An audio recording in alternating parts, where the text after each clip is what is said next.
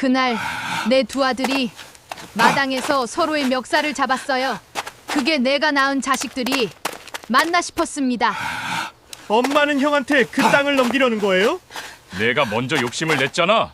큰아들 태수가 동생 준호의 멱살을 잡는 순간 순식간에 싸움이 붙었고 마당 한가운데서 두 녀석이 몸싸움을 벌였습니다. 그날은 아버지가 세상을 떠난 지 꼭 1년째 되는 제삿날이었습니다. 그토록 다정하던 형제가 재개발이라는 한마디가 떨어지자 서로를 짐승처럼 노려봤습니다. 그날 나는 결심했습니다. 이 땅의 진짜 주인은 그들이 아니라 가족의 마음이라는 걸 알려줘야겠다고.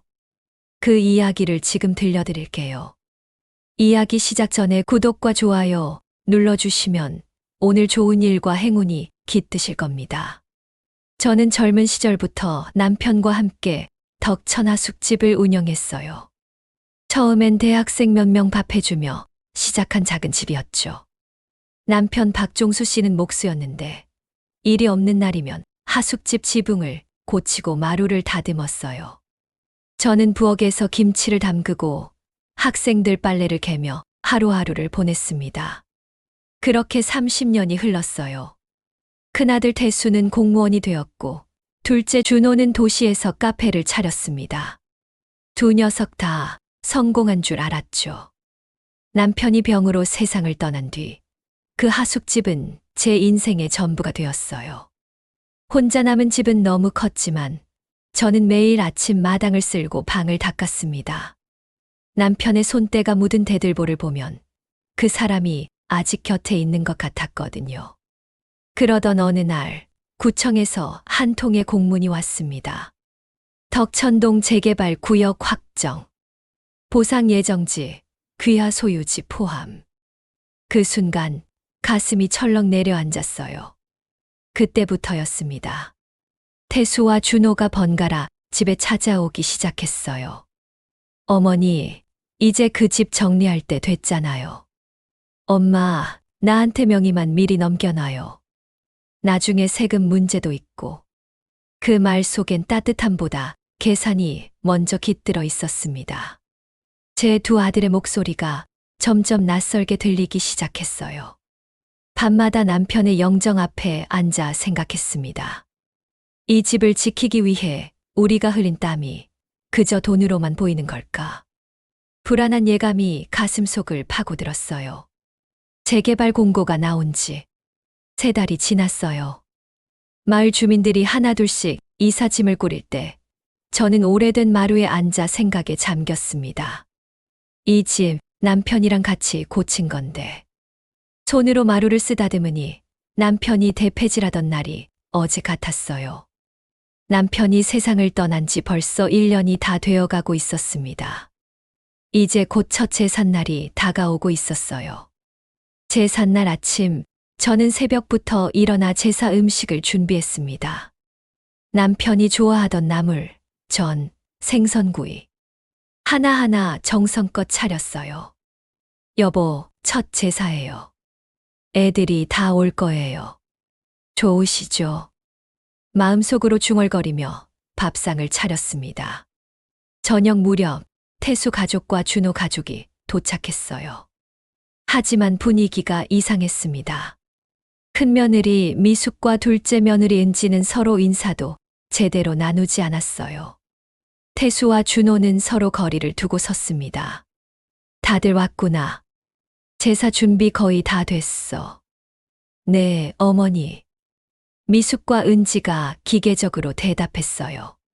제사가 시작되었습니다. 저는 남편의 영정 앞에서 절을 올렸고 내 식구도 따라 절했습니다.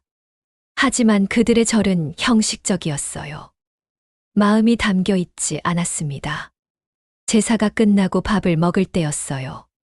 큰며느리인 미숙이 작은 목소리로 태수에게 속삭였어요. 여보, 오늘 말씀드려야 하는 거 아니에요. 기한 얼마 안 남았잖아요. 그 말을 둘째 며느리 은지가 들었습니다. 어머니, 재개발 보상 받으시면 다들 나눠받는 거죠. 은지의 목소리가 조금 컸어요. 분위기가 얼어붙었습니다. 태수가 먼저 입을 열었어요. 어머니, 오늘 얘기 좀 해야 할 것 같은데요. 무슨 얘기? 재개발 건이요. 이제 결정하셔야죠. 저는 숟가락을 내려놓았습니다. 얘들아, 아버지 제삿날인데 그런 얘기는 나중에. 어머니, 기한이 얼마 안 남았어요. 미숙이 거들었습니다. 재개발 보상금이면 서울 아파트 한 채 살 수 있대요. 태수 씨도 이제 자리 잡아야 하고요. 맞아요, 어머니. 은지도 말을 보탰어요. 준호 씨도 카페 빚이 있어서요. 조금만 도와주시면 안 될까요? 저는 숨이 막히는 것 같았어요. 얘들아, 지금 시아버지 제사상 앞에서 돈 얘기를 하는 거니? 어머니, 그게 아니라. 태수가 변명했지만 준호가 끼어들었습니다. 형, 솔직하게 말해봐요. 형은 이미 명예 이전하려고 준비하고 있잖아요. 무슨 소리야. 내가 언제. 형수님도 알잖아요. 형이 부동산 중개인이랑 연락한 거. 미숙의 얼굴이 붉어졌어요. 그건 그냥 알아본 거예요. 어머니를 위해서. 어머니를 위해서요? 형님 명의로 옮기려던 거 우리 다 알아요. 은지가 목소리를 높였습니다. 얘들아, 제발. 제가 소리쳤지만 이미 늦었어요. 형은 늘 그랬어. 준호의 목소리가 떨렸어요. 아버지 유산도 다 형이 가져갔잖아. 맞으라고 모든 걸 당연하게 생각하지. 내가 언제 혼자 가져갔어. 너가 사업한다고 돈 필요하다고 가져간 돈이 얼만데. 그거랑 이거랑 무슨 상관이야. 상관 있지. 너가 그때 내가 받을 돈까지 달라고 했잖아. 두 아들이 서로를 향해 다가섰어요. 며느리들도 각자 남편 뒤에서 상대를 노려봤습니다. 여보, 가만히 있지 말고 제대로 말해요. 미숙이 태수를 부추겼어요. 준호 씨, 형님한테 제대로 얘기하세요. 은지도 준호를 떠밀었습니다. 그 순간 저는 남편의 영정을 보았어요. 촛불에 비친 남편의 얼굴이 슬퍼 보였습니다. 여보, 당신 제삿날에 이런 일이. 이 집은 아직 내 명의로 되어 있다. 제가 소리쳤어요. 내가 살아있을 동안은 팔 생각 없어. 하지만 그 말은 두 아들의 고함 속에 삼켜졌습니다. 어머니, 현실을 보셔야죠. 미숙이 냉정하게 말했어요. 혼자 이 큰 집에서 뭐 하시려고요? 맞아요, 어머니. 저희도 각자 사정이 있잖아요. 은지가 거들었습니다. 그들은 제 말을 듣지 않았어요. 아니, 듣고 싶어 하지 않았습니다. 형, 솔직하게 말해. 준호가 갑자기 태수의 멱살을 잡았어요. 형이 엄마 땅 이미 형 명의로 옮기려고 했던 거 알아. 무슨 소리야? 태수도 준호의 옷을 움켜쥐었습니다. 여보, 준호 씨. 며느리들이 소리쳤지만 두 형제는 멈추지 않았어요. 너야말로 서류 위조하려고 했잖아. 뭐. 순식간에 두 사람은 마당으로 굴러떨어졌습니다. 밖에 차려놓은 제사상이 덜컥 기울며 그 위에 음식들이 와르르 쏟아졌어요. 으악. 깨진 밥그릇 소리, 비명, 욕설. 남편이 좋아하던 생선구이가 마당 바닥에 떨어졌습니다. 멈춰. 지금 당장 멈춰. 저는 두 아들 사이로 뛰어들었어요. 어머니, 위험해요. 미숙이 소리쳤지만 저를 말리지는 않았어요. 은지도 그저 서서 지켜보기만 했습니다. 그 순간 태수의 팔꿈치가 제 어깨를 세게 쳤어요. 으윽. 저는 비틀거리며 주저앉았습니다.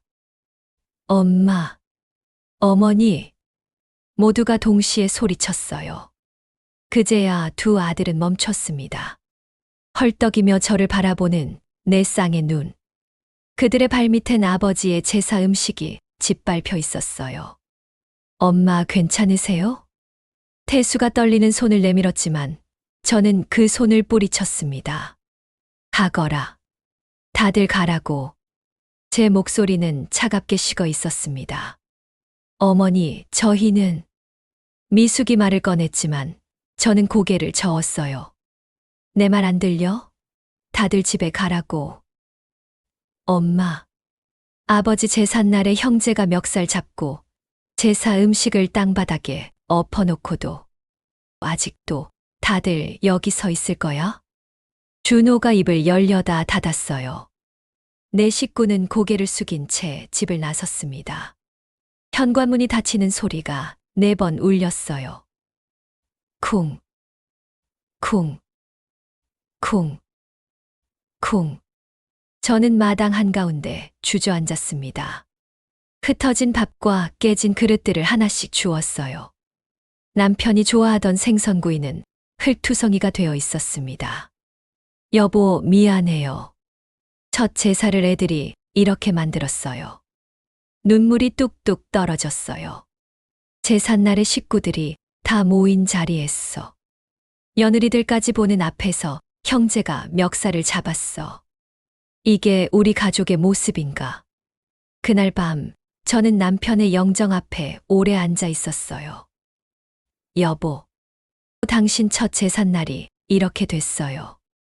애들이 당신 제사상 앞에서 싸우고 며느리들은 부추기고 돈이 뭐길래 가족이 이렇게까지 변했을까요? 촛불이 흔들렸습니다. 남편도 슬퍼하는 것 같았어요. 이대로 둘 수 없어. 내년 제삿날엔 더 심해질 거야. 이건 단순히 집 문제가 아니야. 우리 가족이 완전히 무너지고 있는 거야. 우리 애들에게 알려줘야 해. 진짜 유산이 뭔지, 돈보다 소중한 게 뭔지, 가족이 왜 중요한지. 여보, 제가 우리 애들을 바로 잡을 수 있게 도와주세요. 다음 제삿날엔 형제가 함께 절하고 며느리들도 함께 웃을 수 있게 만들어 볼게요. 창밖엔 달이 떠 있었고 저는 더 이상 울지 않았어요. 제삿날 이후 일주일이 지났어요. 하지만 저는 그날의 장면을 잊을 수 없었습니다. 제사상 앞에서 멱살을 잡던 2 아들, 부추기던 며느리들, 남편의 영정을 뒤로하고 싸우던 모습. 남편이 저 세상에서 얼마나 슬퍼하셨을까. 밥맛도 없었고 잠도 제대로 오지 않았어요. 그날 이후 아무에게서도 연락이 오지 않았습니다. 태수에게서도, 준호에게서도, 며느리들에게서도 마치 제가 없는 사람처럼. 미안하다는 말 한마디도 없네. 제삿날에 그렇게 해놓고도 저는 전화기를 바라보며 한숨을 쉬었어요. 나흘째 되는 날, 큰며느리 미숙에게서 문자가 왔습니다. 어머니, 그날은 태수 씨가 너무 흥분해서 그랬어요. 근데 어머니도 이해하셔야죠. 저희도 사정이 있어요. 재개발 결정하시면 연락 주세요. 문자 한 통. 사과도 아니고 안부도 아닌 재개발 결정을 재촉하는 문자였어요. 저는 전화를 걸었습니다. 미숙아, 너, 어머니, 지금 바빠서요. 나중에 통화해요. 뚝. 전화가 끊어졌습니다. 저는 멍하니 전화기를 내려다봤어요. 제삿날에 시아버지 앞에서 그렇게 행동하고도 이게 며느리가 할 태도인가. 그날 저녁 둘째 며느리 은지에게서 전화가 왔습니다. 어머니, 그날은 저희가 죄송해요. 근데 솔직히 형님 부부가 먼저 그랬잖아요. 은지야, 그게 중요한 게 아니잖니. 아버지 제삿날에. 어머니, 저희도 힘들어요. 준호 씨 카페 빚 때문에 정말 어머니가 조금만 도와주시면 안 될까요? 또 돈 얘기였어요. 은지야, 너도 제삿날에 있었잖니. 그날 무슨 일이 있었는지 알잖아. 알죠. 근데 어머니, 현실은 현실이잖아요. 형님이 땅 독차지하려는 것도 현실이고요. 저는 전화를 끊고 한참을 앉아 있었어요. 사과는 없고 변명과 요구만 있네. 제삿날의 부끄러움은 잊고 땅 팔 생각만 하고 있어. 며칠 뒤 태수가 찾아왔습니다. 혼자였어요. 어머니, 들어오지 말고 거기 서 있어라. 저는 차갑게 말했어요. 어머니, 그날은 제가 잘못했어요. 근데 준호가 먼저 저한테 덤볐어요. 아버지 제삿날인 건 저도 알지만, 그래서 어머니, 이제 결정하셔야죠. 저는 맏아들이니까 당연히. 제 손이 떨렸어요. 당연히? 당연한 게 뭐가 있어. 어머니, 아버지 제삿날에 동생 멱살 잡은 사람이 맏아들 운운해. 그건 준호도. 나가. 당장 나가. 어머니, 내가 2번 말하기 싫어. 태수는 입술을 깨물다가 돌아섰어요. 그 이튿날 준호가 왔습니다.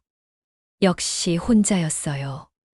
엄마, 정말 죄송해요. 제가 너무 흥분했어요.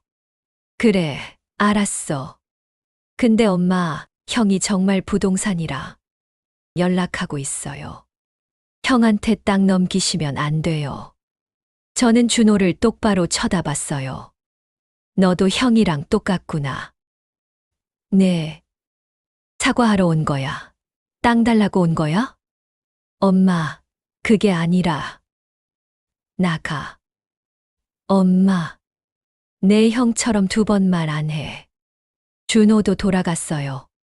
저는 벽에 걸린 가족 사진들을 바라봤습니다. 어렸을 적 2 아들이 웃고 있었어요. 남편과 제가 2 아들을 안고 찍은 사진. 언제부터 이렇게 변한 걸까? 돈이 사람을 이렇게 만드는구나. 그날 밤 큰 며느리 미숙과 둘째 며느리 은지가 동시에 문자를 보냈어요. 어머니, 태수 씨가 우울증 걸릴 것 같아요. 어머니가 결정만 해주시면 다 괜찮아질 거예요. 당연히 큰아들인 저희가 받아야죠. 나중 저희가 2분 제사 모실 텐데. 어머니, 준호 씨 카페 문 닫게 생겼어요. 어머니는 저희 편이시죠? 형님 부부한테 넘기시면 안 돼요. 2 며느리 모두 사과는 없었어요. 요구와 협박만 있었습니다. 저는 전화기를 내려놓고 남편의 영정 앞에 앉았어요. 여보, 우리 며느리들도 이렇게 변했어요. 제삿날에 부추기더니 이젠 아예 대놓고 요구하네요. 사과는 없고 변명과 협박만 있어요. 촛불이 크게 흔들렸습니다. 가족 전체가 병들었어. 돈 때문에. 그 순간 제 마음이 완전히 굳어졌어요. 그날 밤부터 일주일 동안 저는 아무도 만나지 않았어요. 전화도 받지 않았고 문자도 읽지 않았습니다. 저는 그저 마루에 앉아 멍하니 마당을 바라보기만 했어요. 바람에 흔들리는 나뭇가지를 보며 생각했습니다. 제삿날에 그렇게 해놓고 사과는 없고 요구만 있네. 2 아들도 2 며느리도 모두 돈만 보고 있어. 며칠째 밥도 제대로 먹지 못했어요. 입맛이 없었습니다. 어느 날 아침 저는 남편이 솔솔 깎았던 대들보를 어루만졌어요. 남편 박종수 씨는 목수였기에 이 집 곳곳에 그의 손길이 남아 있었죠. 여보, 당신 제삿날에 애들이 싸운 거 보셨죠? 당신이 살아계셨으면 이런 일이 없었을 텐데. 눈물이 또 흘러내렸어요. 저는 부엌으로 가서 찬장을 열었습니다. 거기엔 2 아들이 어렸을 적 사용하던 작은 밥그릇이 있었어요. 태수의 것엔 파란 토끼가, 준호의 것엔 빨간 곰이 그려져 있었어요. 형아, 내 그릇이 더 크지? 아니야, 내게 더 커. 어린 시절 2 녀석이 밥그릇 크기를 놓고 다투던 기억이 떠올랐습니다. 그때는 그렇게 귀여웠는데 지금은 아버지 제삿날에 땅 문서를 놓고 서로 멱살을 잡았어요. 며느리들은 그걸 말리지도 않고 오히려 각자 남편 편을 들었죠. 그러고는 사과도 없이 요구만 계속하고 있었습니다. 저는 그 밥그릇을 가슴에 안고 한참을 울었어요. 그날 오후 저는 오래된 앨범을 꺼냈어요. 거기엔 두 아들이 어렸을 적 사진들이 가득했습니다. 태수가 준호 손을 잡고 유치원에 가던 날, 준호가 형 생일에 용돈을 모아 선물을 사주던 날, 아버지 장례식 때 두 형제가 서로 껴안고 울던 날, 그때는 그렇게 의좋았는데 두 며느리의 결혼식 사진도 있었어요. 미숙이가 제게 절하며 어머니 잘 모시겠습니다 라고 말하던 날, 은지가 눈물 흘리며 어머니가 계셔서 행복해요 라고 말하던 날, 언제부터 이렇게 변한 걸까? 결혼할 때는 그렇게들 착했는데 저는 사진 속 웃는 얼굴들을 쓰다듬었어요. 그 순간 집 전화벨이 울렸습니다. 미숙이었어요. 어머니, 태수 씨가 요즘 회사에서도 집중을 못해요. 다 어머니 때문이에요. 미숙아, 그게 무슨. 아버지 제삿날 일은 잊어버리세요. 그냥 실수였잖아요. 어머니가 빨리 결정만 해주시면 돼요. 미숙아, 너 시아버지 제사를 실수라고 했니? 그게 아니라 어머니. 어차피 재개발되면 다 없어질 일인데 뭘 그렇게 집착하세요. 형제끼리 싸운 것도 어머니가 우유부단하게 결정을 안 하셔서 그런 거잖아요. 딸깍. 저는 전화를 끊어버렸습니다. 손이 떨렸어요. 제사상을 엎은 게 실수라고? 형제가 싸운 게 내 탓이라고? 저는 제사를 지냈던 자리로 걸어갔습니다. 그날 형제가 싸우며 엎어진 제사 음식 자국이 아직 남아 있었어요. 마루 틈새에 낀 밥알, 깨진 그릇 조각들. 제가 아무리 닦아도 흔적은 지워지지 않았습니다. 여보, 당신 제삿날에 애들이 정성껏 차렸던 제사상을 며느리들 보는 앞에서 짓밟았어요. 그런데도 아무도 미안해하지 않아요. 오히려 제 탓을 하네요. 저는 그 자리에 무릎을 꿇고 앉았습니다. 1시간 뒤 은지에게서도 전화가 왔어요. 저는 받지 않으려다가 결국 받았습니다. 어머니, 형님이 또 전화했죠. 형님 말 믿으면 안 돼요. 은지야, 어머니 제삿날 일은 저희도 미안해요. 근데 형님이 먼저 그랬잖아요. 준호 씨는 피해자예요. 어머니도 보셨잖아요. 은지야, 너도 거기 있었잖니. 내 남편도 형 멱살 잡았어. 그건 형님이 먼저 화를 내서요. 준호 씨가 방어한 거예요.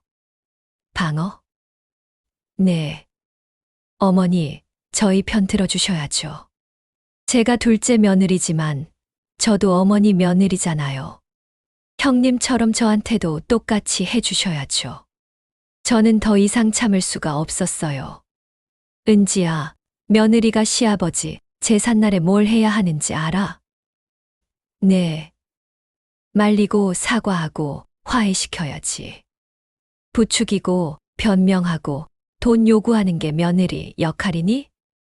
어머니, 그건 너도 미숙이도 너무들 하는구나. 어머니, 앞으로 전화하지 마. 제사 때도 오지 마. 저는 전화를 끊고 한참을 울었어요. 저는 또 앨범을 펼쳤어요. 몇 년 전 사진이 있었습니다. 남편이 살아계실 때 온 가족이 함께 웃으며 찍은 사진. 태수와 준호가 어깨동무를 하고 있었고 미숙과 은지가 웃으며 그 옆에 서 있었어요. 그땐 이렇게 좋았는데 1년 만에 이렇게 변했어. 돈이 사람을 이렇게 만드는구나. 안 돼, 이대로는 안 돼. 저는 남편의 영정 앞에 무릎을 꿇었습니다. 여보, 제가 잘못 키운 걸까요?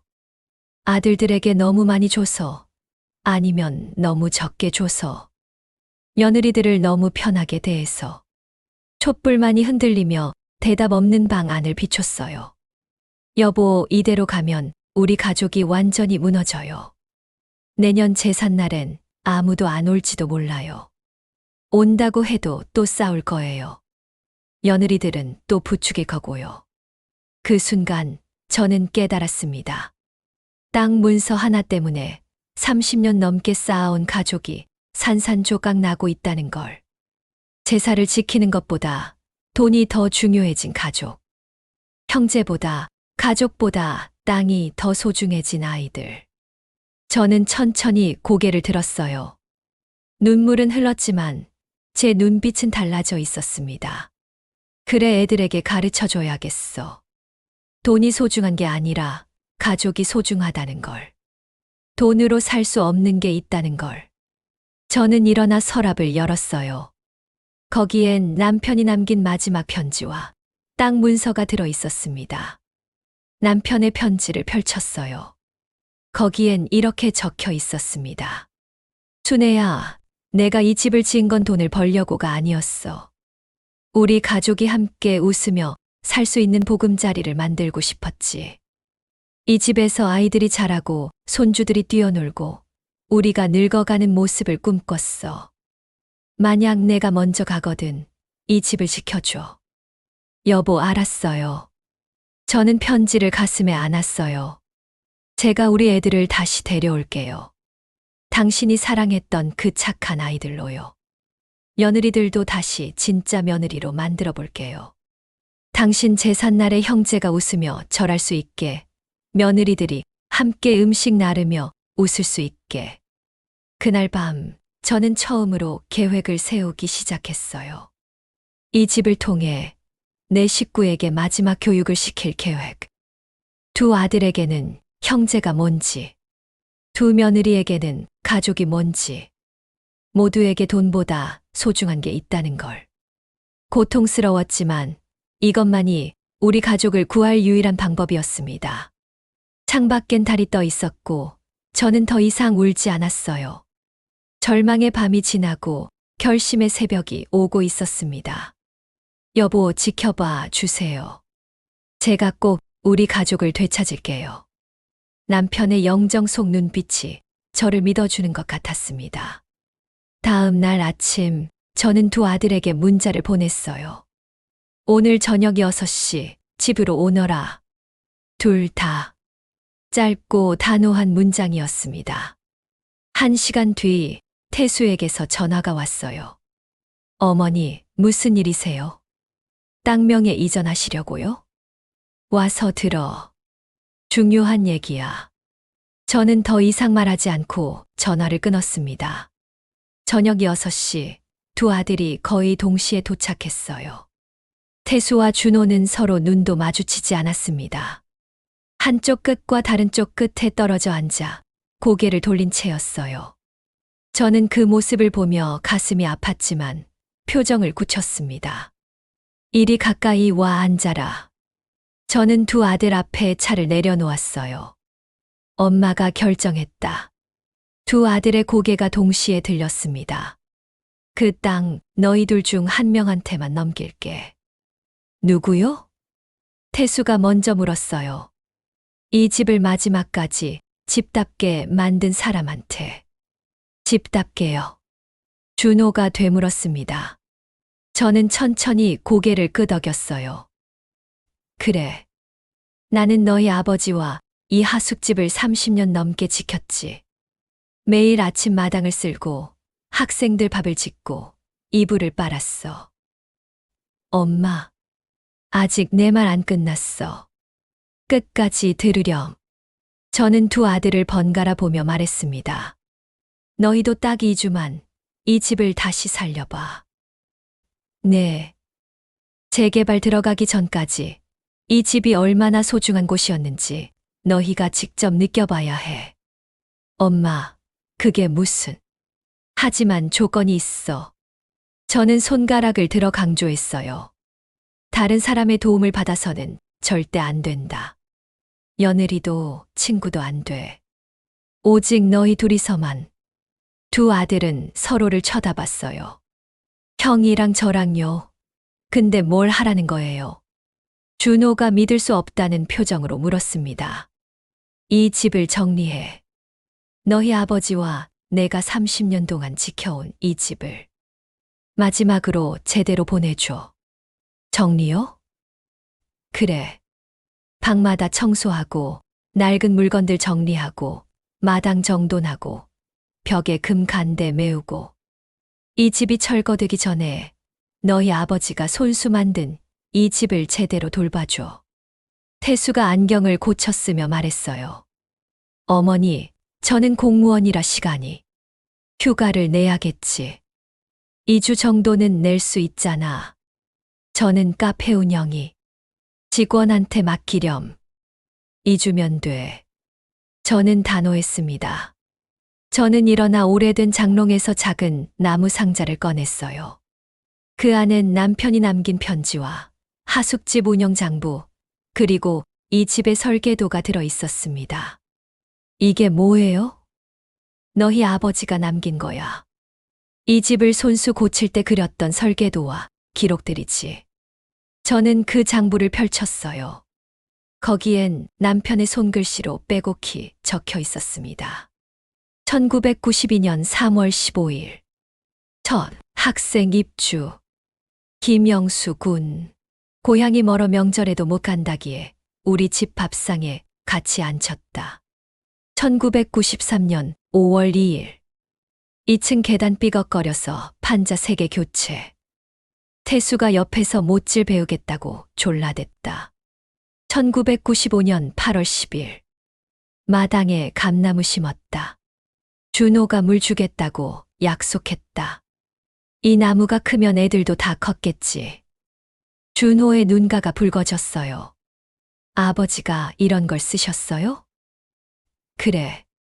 너희 아버지는 이 집 하나하나를 손수 만들고 고쳤어. 너희가 잘할 집을 만드는 거라고 했지. 저는 창문을 바라보며 말을 이었어요. 너희가 아버지 제삿날에 싸웠을 때 나는 생각했어. 이 집의 의미를 너희가 모르고 있구나, 라고. 엄마, 땅 문서 한 장이 중요한 게 아니야. 이 집에 담긴 30년의 이야기가 중요한 거지. 태수가 고개를 숙였습니다. 저는 다시 두 아들을 바라봤어요. 그러니까 너희도 느껴봐. 아버지가 손수 다듬은 대들보를 닦아보고, 아버지가 깔았던 마루를 기름칠해보고, 아버지가 고친 지붕을 올라가 봐. 그러면 알게 될 거야. 저는 아버지의 공구함과 설계도를 두 아들 앞에 내려놓았습니다. 이게 너희 아버지가 쓰던 연장들이야. 내일부터 시작해. 2주 동안 너희 둘이서 이 집을 정리하고 고쳐봐. 그러면요? 2주 후에 엄마에게 알려줘. 이 집이 너희에게 뭐였는지, 이 집을 지킨다는 게 무슨 의미인지, 그걸 진심으로 깨달은 사람한테 땅을 넘겨줄게. 준호가 떨리는 목소리로 물었어요. 엄마, 그럼 저희가 안 한다면요? 그럼 이 땅은 내가 기부해버릴 거야. 너희 둘 다 한 푼도 못 받아. 네. 두 아들은 서로를 바라봤습니다.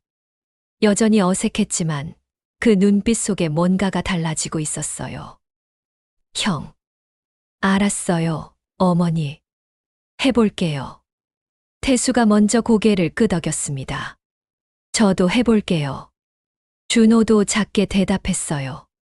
그날 밤 두 아들은 아버지의 공구함을 들고 집을 나섰습니다.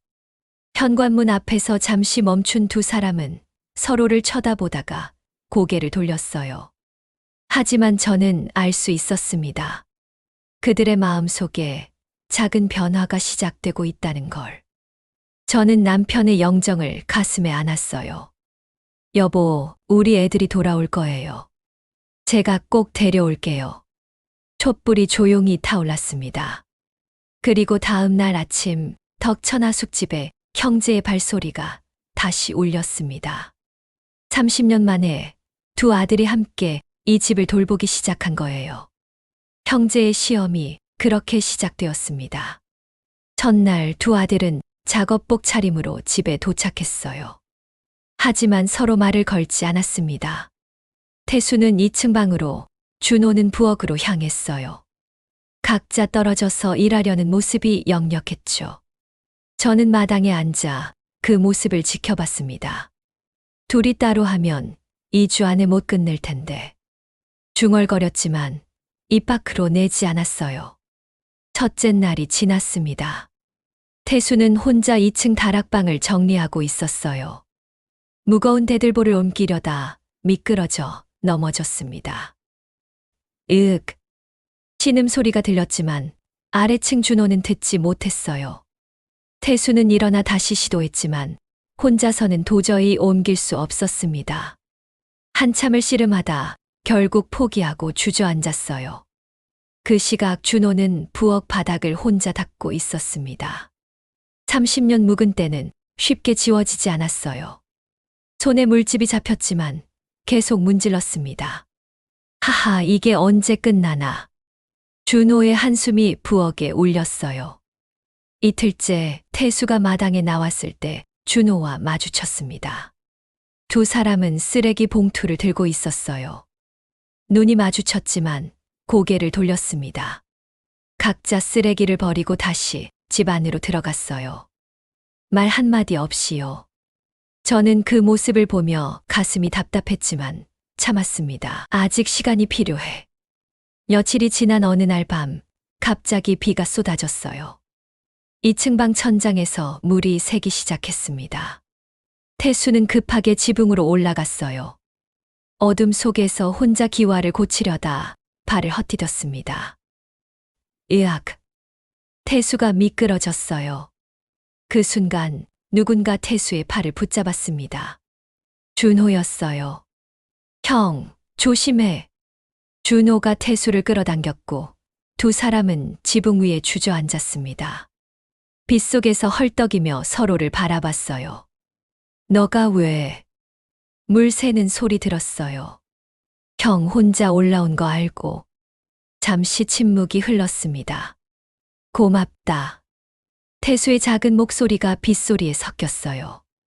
기와, 같이 고쳐, 형. 혼자는 위험해요. 그날 밤 두 형제는 처음으로 함께 일했습니다. 비가 그치고 달이 떠올랐을 때 지붕은 고쳐져 있었어요. 두 사람은 나란히 앉아 별을 바라봤습니다. 형, 기억나요? 준호가 먼저 입을 열었어요. 우리 아버지 돌아가신 날, 우리 모두가 슬픔에 잠겨 있을 때 엄마가 밥상 차려왔던 거. 응. 그때는 왜 그러시는지 몰랐어요. 이제 알겠어요. 엄마는 아빠가 남겨주신 이 집을 지키시려고 밥을 차려주셨던 거예요. 태수가 고개를 끄덕였습니다. 나도 이 집을 손보면서 느꼈어. 아버지가 우리 가족을 위해 얼마나 이 집에 정성을 쏟으셨는지. 둘째 주, 두 형제는 함께 거실 기둥을 닦다가 뭔가를 발견했어요. 기둥에 작은 글씨가 새겨져 있었습니다. 태수 7살 110cm, 준호 5살 105cm. 아버지가 두 아들의 키를 재며 새긴 흔적이었어요. 아버지가 여기 우리 키를 새겨놨네. 준호의 목소리가 떨렸습니다. 그 아래 작은 글씨가 더 있었어요. 우리 아들들, 이 집처럼 튼튼하게 자라라. 두 형제는 그 자리에 주저앉았습니다. 형, 미안해요. 준호가 먼저 말했어요. 제가 형한테 너무 심하게 굴었어요. 제삿날에도. 아니야. 나도 미안해. 태수가 안경을 벗어 눈물을 닦았어요. 내가 형이라고 너무 잘난 척했어. 내 말이 맞았어. 아버지 유산도 내가 더 많이 받았지. 아니에요, 형. 형은 저 대학 보내려고 형 장학금도 포기했잖아요. 저도 알아요. 두 사람은 서로를 바라보다 조용히 껴안았습니다. 30년 만에 진심으로요. 저는 그 모습을 멀리서 지켜보며 눈물을 흘렸어요. 여보, 우리 애들이 돌아왔어요. 함께 벽을 칠하고, 함께 마루를 닦고, 함께 마당을 정돈했어요. 웃음소리가 집 안에 울려 퍼졌습니다. 준호야, 저기 좀 더 칠해. 네, 형. 근데 형 옷에 페인트 묻었어요. 뭐, 너도 얼굴에 묻었어. 두 형제가 장난치며 웃는 소리를 듣자니 30년 전으로 돌아간 것 같았어요. 2주가 지난 어느 날 아침이었어요. 덕천하숙집은 30년 만에 가장 깨끗하고 아름다웠습니다. 두 아들이 함께 고친 지붕, 함께 닦은 마루, 함께 칠한 벽. 그 모든 것에 형제의 땀과 화해가 배어 있었어요. 그날 저는 두 아들을 다시 불렀습니다. 이번엔 며느리들도 함께였어요. 미숙과 은지는 고개를 숙인 채 들어왔습니다. 앉아라, 다들. 내 식구가 제 앞에 앉았어요. 한 달 전과는 완전히 다른 모습이었습니다. 어머니. 태수가 먼저 입을 열었어요. 저희 정말 죄송했어요. 아버지 제삿날에 그렇게 행동한 거. 준호도 고개를 숙였습니다. 저도 죄송해요, 엄마. 형한테도 미안해요. 두 아들은 서로를 바라보다가 손을 잡았어요. 어머니. 미숙이 떨리는 목소리로 말했어요. 저도 정말 잘못했어요. 제삿날에 제가 태수 씨를 부추긴 거. 정말 죄송해요. 미숙의 눈가가 붉어졌습니다. 저는 돈만 생각했어요. 시어머니가 얼마나 힘드셨을지, 이 집이 어머니께 얼마나 소중한지 생각하지 못했어요. 은지도 눈물을 흘렸어요. 어머니, 저도 용서해 주세요. 저도 준호 씨를 부추기고 어머니께 상처 드렸어요. 제삿날에 시아버지 앞에서 그런 행동을 하다니 며느리가 아니었어요. 두 며느리는 제게 깊이 머리를 숙였습니다. 저는 그 모습을 보며 가슴이 뭉클했어요. 고개들 들어. 저는 두 며느리의 손을 잡아 일으켰습니다. 너희들도 힘들었을 거야. 각자 집안 사정도 있었을 테고. 어머니. 하지만 기억해라. 며느리는 가족을 화해시키는 사람이야. 부추기는 사람이 아니라. 네, 명심하겠습니다. 두 며느리가 고개를 끄덕였어요. 저는 서류 한 장을 꺼냈습니다. 보상금 수령자 김순애. 이건 엄마 이름으로 보상금 받았다.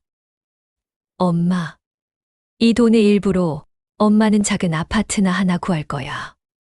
어머니, 저희가 모실게요. 미숙이 말했지만 저는 고개를 저었어요. 아니야. 엄마는 혼자 살 거야. 너희들은 너희 인생을 살아야지. 하지만 이 집은, 저는 두 아들을 번갈아 보았습니다. 이 집은 다시 손잡은 너희 둘의 것이다. 엄마. 하지만 조건이 있어. 저는 내 식구를 돌아보며 말했어요. 이 집이 철거되기 전까지 매주 한 번씩 여기 모여라. 내 식구가 다 함께. 네, 어머니. 그리고 밥을 해 먹자. 함께. 며느리들이 음식 만들고 아들들이 상 차리고. 네. 그렇게 가족이 뭔지 잊지 마라. 땅 문서보다, 통장 잔고보다 가족이 더 소중하다는 걸. 내 식구가 동시에 고개를 숙였어요. 그날 오후 우리 5 식구는 서로를 껴안았습니다. 태수와 준호가 형제로 돌아왔고 미숙과 은지가 진짜 며느리가 되었어요. 고마워, 얘들아. 엄마, 저희가 더 감사해요. 이 집을 고치면서 형이랑 진짜 많은 얘기했어요. 준호가 형의 어깨에 기대며 말했어요. 저도요. 동생이랑 이렇게 오래 함께 있어 본 게 얼마만인지. 미숙이 은지의 손을 잡았습니다. 동서, 내가 그동안 너무 차갑게 굴었지. 미안해. 아니에요, 형님. 저도 너무 비교만 했어요. 앞으로 잘 지내요. 두 며느리가 껴안았어요. 저는 그 모습을 보며 웃었습니다. 여보, 보고 계시죠? 우리 가족이 돌아왔어요. 며칠 뒤 우리는 남편의 산소에 함께 갔어요. 5 식구가 함께 저를 올렸습니다. 아버지, 저희 왔어요. 태수가 말했어요. 아버지, 이제 형이랑 안 싸울게요. 준호도 말했습니다. 시아버지, 제가 잘못했어요. 이제 제대로 된 며느리가 될게요. 미숙이 눈물을 흘렸어요. 시아버지, 저도 가족을 소중히 하겠습니다. 은지도 고개를 숙였습니다. 저는 남편의 묘비를 쓰다듬었어요. 여보, 우리 애들 다시 찾았어요. 며느리들도 달라졌어요. 이제 안심하셔도 돼요. 바람이 불어왔습니다. 마치 남편이 대답하는 것 같았어요. 며칠 뒤 덕천하 숙집 간판이 새로 걸렸습니다. 간판 아래엔 작은 문구가 붙어 있었어요. 이 집은 화해의 집입니다. 재개발이 시작되기 전까지 우리 가족은 매주 이 집에 모였어요. 함께 밥을 짓고, 함께 청소하고, 함께 웃었습니다. 어느 날 저녁, 우리는 함께 저녁을 먹고 있었어요. 형, 이거 맛있다. 내가 만든 거야. 너도 만들어봐. 형님, 제가 국 더 끓일게요. 고마워, 동서. 나는 전 부칠게. 두 아들이 웃으며 대화하고 두 며느리가 함께 음식을 만드는 모습. 저는 그 모습을 보며 행복했어요. 엄마, 왜 그렇게 웃으세요? 그냥 좋아서. 저희도 좋아요, 엄마. 철거 날짜가 정해졌을 때 저는 마당 한켠에 핀 들국화를 바라보며 웃었어요. 여보, 우리 이겼어요. 돈한테, 욕심한테. 우리 가족을 지켰어요. 그날 저녁 마지막으로 6 식구가 모였습니다. 짐은 이미 다 쌌고 이제 집을 떠날 시간이었어요. 엄마, 이 집 떠나는 거 속상하시죠? 준호가 물었어요. 저는 고개를 저었습니다. 아니야. 집은 허물어져도 우리 가족은 남았잖니. 엄마, 이 집에서 너희가 배운 것들 잊지 마라. 네, 어머니. 미숙이 대답했어요. 저희 내년 시아버지 제삿날엔 제대로 준비할게요. 동서랑 함께요. 저도 열심히 배울게요, 형님한테. 은지가 미숙의 손을 꼭 잡았어요. 태수와 준호도 서로의 어깨에 손을 올렸습니다. 형, 앞으로 자주 보자. 그래, 동생아. 이제 진짜 형제답게 살자. 다음 날 새벽, 우리는 함께 집을 나섰어요. 뒤돌아보니 덕천하 숙집이 아침 햇살에 비쳐 빛나고 있었습니다. 잘 있어, 우리 집. 저는 집을 향해 절을 했어요. 5 식구가 모두 따라 절했습니다. 그리고 우리는 함께 걸어갔어요. 손을 잡고 어깨를 나란히 하고. 그날 이후 제 집엔 싸움 대신 웃음이 피었어요. 형제는 다시 형제가 되었고, 며느리들은 진짜 며느리가 되었습니다.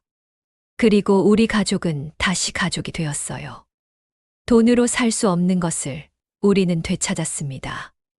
땅은 사라졌지만 가족은 남았어요. 집은 허물어졌지만 사랑은 더 단단해졌습니다. 저는 남편의 영정 앞에 앉아 말했어요. 여보, 약속 지켰어요. 우리 애들 다시 데려왔어요.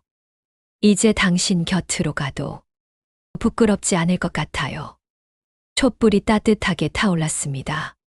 새 아파트에서도 우리는 매달 함께 모였어요. 작은 거실이지만 5 식구가 모이면 집이 꽉 찼습니다. 그래도 모두 행복했어요. 창가에는 덕천하 숙집 마당에서 가져온 들국화가 피어 있었어요. 그 꽃을 보며 저는 매번 생각했습니다. 이 꽃처럼 우리 가족도 다시 피어났구나. 덕천하 숙집은 사라졌지만 그 집이 가르쳐 준 것들은 영원히 남았어요. 가족의 의미를, 형제의 소중함을, 며느리의 역할을, 그리고 무엇보다 돈보다 소중한 것이 있다는 걸. 그것이 바로 함께하는 사람들이라는 걸. 끝까지 들어주셔서 감사합니다. 오늘의 이야기가 마음에 남았다면 구독과 좋아요로 따뜻한 응원 남겨주세요. 여러분의 한 클릭이 다음 이야기를 만들어 갑니다. 이상 사연의 그림자였습니다.